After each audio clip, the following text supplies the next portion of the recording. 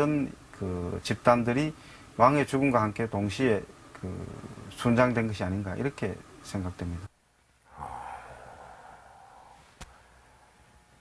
여기는 임당 지역에서 출토된 유물들이 보관되어 있는 영남대 박물관 수장고입니다. 여기에는 특이한 부장품들이 많이 들어있습니다. 이 무덤 속에 많이 들어있는 부장품엔 토기들이 많습니다. 예나 지금이나 이 그릇은 산림 목록 제1호죠. 자, 이쪽을 한번 보겠습니다. 이 그릇은 이 밑에 구멍이 촘촘히 뚫려 있는 것으로 봐서 시루인 것 같습니다. 시루하면 여러분들은 이 떡을 찢는 도구로만 사용된 걸로 생각하시겠지만 이 당시에는 이 철솥을 데워서 이 뜸을 들여서 밥을 짓는 것이 아니라 이런 시루에 이 밥을 쪄서 먹는 것이 일반적인 관습이었다고 합니다. 여기를 잠깐 보겠습니다. 자, 이것은 방추차라고 하는 것입니다. 이것은 옷이나 화문석을 짜는 데 쓰는 그런 도구입니다. 왜 예전에 할머니들이 여기에 실을 감아서 물레를 돌려서 옷감을 짜곤 하셨죠. 자, 이쪽을 한번 보겠습니다. 이 방추차만 있는 것이 아니라 여기에는 이 옷을 다릴 수 있는 다리미도 있습니다. 그리고 또 이 낫이나 쇠스랑 도끼 같은 농기구 제품 그리고 각종 무기들이 또 여기에는 가득 채워져 있군요. 그런데 재미있는 것은 이런 철 제품들이 녹슬었을 때 그것을 갈아서 다시 쓸 수 있는 이런 숫돌도 함께 부장이 되어 있다는 것입니다. 자, 이쪽을 잠깐 또 보시겠습니다. 이 쇠조각은 철정이라고 하는 것인데 이 철 제품을 만드는 기본 소재로서 당시 사람들은 이것을 화폐로도 사용했다고 합니다. 그러니까 이 무덤 속에는 돈까지 들어있었던 셈이죠. 저쪽 편엔 또 무엇이 들어있는지 한번 보도록 하겠습니다.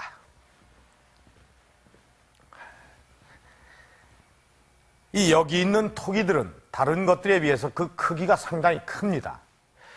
보아하니 밑이 이렇게 둥그렇게 돼 있는 것으로 봐서 지상에 놓고 사용하던 그런 항아리가 아니라 땅속에 묻어두고 쓰던 그런 항아리인 것 같습니다. 이 속에 뭐가 들어있는 것 같은데 한번 보도록 하겠습니다.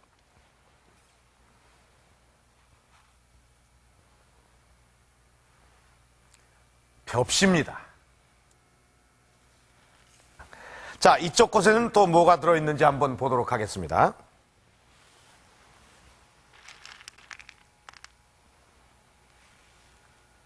이건 콩이군요. 자, 나머지 이 항아리엔 또 뭐가 들어있을까요?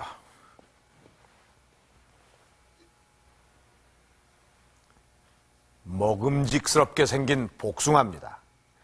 참 무덤 속에 별의별 게 다 들어있죠. 이 실생활에 필요한 물건들 하며 또 이 먹을거리까지 이 토기 속에 가득히 채워져 있습니다. 왜 죽은 자를 위한 무덤 속에 이런 것들을 넣어둔 것일까요? 영남대 박물관에선 임당 지역에서 출토된 많은 동물의 뼈를 분류하는 작업을 아직도 계속하고 있다.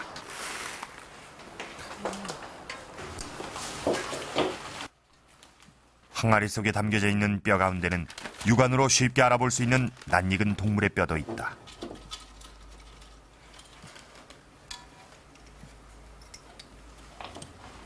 그리고 이건 머리뼈. 머리뼈. 예, 닭의 머리뼈 같습니다. 근데 그 한 마리 분이 아니고 여러 마리 분이 이 안에 들어있는 것 같습니다.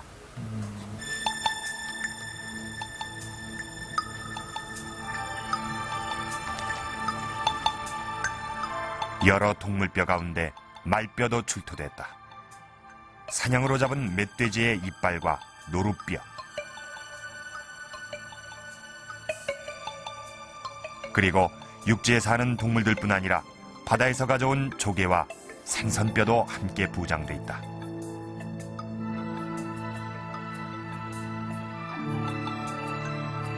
무덤 속에 있는 그 항아리나 또는 그 주변에서 상당히 많은 그 먹거리들이 출토가 되는데, 육지에서 나오는 그 뭐 닭이라든지 또 돼지, 개, 뭐 이런 뼈들도 나오고 있고, 또 아직 뭐 조사를 해봐야겠습니다만은 제가 아직 알 수 없는 그런 여러 가지 동물들의 뼈들이 나오고 있습니다. 이름도 알 수 없는 동물들을 확인하기 위해 고대 자연생물을 연구하고 있는 김건수 박사를 초빙했다. 그러니까 쟤는 거의 유물하고는 상관이 없는 것 같아요. 이게 지금 보고의 턱뼈입니다. 그러니까 이게 이렇게 해서 뭐 이제 이 위쪽으로 또 한 조가 또 붙죠. 이렇게 하면 이제 이거 위아래가 상립이 되는 거죠.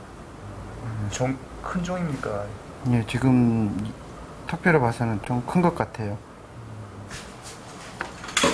중간 부분이 좀 모자란 것 같은데 이 정도. 이것도 한 50에서 60. 50에서 60. 예. 상당히 큰 건. 예. 이게 지금 이게 머리 바로 붙는 쪽에 뼈거든요. 중간 부분이 제가 보기에는 복추라고 하는 부분이 좀 결락된 것 같아요. 이 부분이요. 그러니까 그리고 이 정도 넣으면 한 그 정도쯤 되지 않겠습니까? 척추 부분과 가시가 그대로 남아있는 이 생선은 우리나라 동해에서 주로 잡히는 방어다. 내륙에 있는 경산 지역에서 이런 바다 생물을 구하기는 쉽지 않았을 것이다.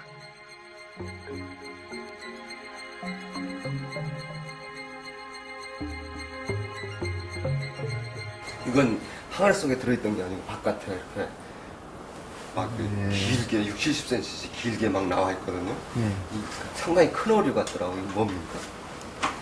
지금 그 형태로 봐서는요. 이거 완전히 상어입니다. 둥글고 큰 척추뼈를 가진 어류의 정체는 상어야. 이건 이 아주 상어뼈는 특징적인데요. 가운데 이 척추 중간 부분에가 구멍이 우아래로 이렇게 2개씩 뚫려 있어요. 그러니까 뭐 첫눈에 보고 누구나 이건 상어다 하고 알 수 있어요. 근데 유감스럽게도 이가 없어서 무슨 종인지까지는 참 구별하기 곤란하네요. 몸통 길이만 해도 7, 80cm나 되는 상어. 당시 내륙지방 경산에선 아주 특별한 음식이었을 것이다.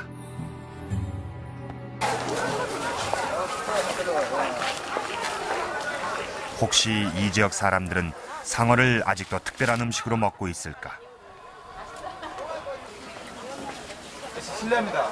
예, 저희 혹시 여기에 그 상어 혹시 있습니까? 예, 이게입니다. 이거 예. 돈베기 말이지요.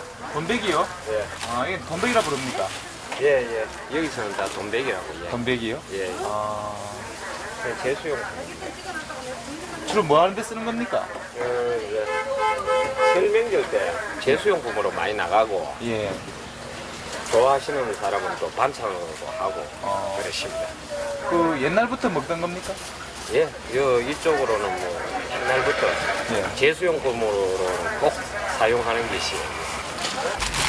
산지에서 보통 토막내서 운반되기 때문에 이곳에선 상어를 돈베기라고 부른다. 잡아서 오는 모양이네요. 예, 예. 이름 그대로 토막나 있어 어떤 종류의 상어인지 알 수 없었다. 하지만 경산을 비롯한 영남지방에선 옛날부터 이 상어를 제사상의 필수 품목으로 올리고 있다는 사실을 알 수 있었다. 경남 울주군 대곡리에 남아있는 청동기 시대의 암벽 벽화. 고대인들의 수렵 생활을 묘사한 이 벽화엔 멧돼지 노루등 들짐승과 날짐승은 물론 지느러미와 꼬리가 상세히 묘사된 상어가 그려져 있다. 오래전부터 상어는 고기잡이의 대상이었을 것이다.